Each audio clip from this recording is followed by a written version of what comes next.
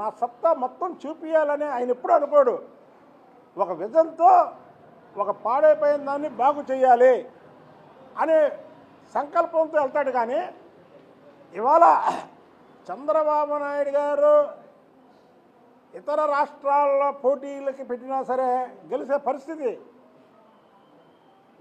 చంద్రబాబు నాయుడు గారి విజన్ అలాంటిది. చంద్రబాబు నాయుడు గారికి ఉన్నటువంటి వ్యక్తిగత ఇమేజ్ అలాంటిది.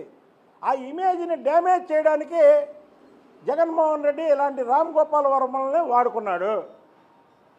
వాడుకుంటే జనాలు తెలుసు కదా చంద్రబాబు నాయుడు గారి క్యారెక్టర్, వాళ్ళ కుటుంబం గౌరవ ప్రతిష్టలు ప్రజలకు తెలుసు. మీరు ఎంత చేస్తే వాళ్ళు వింటారు.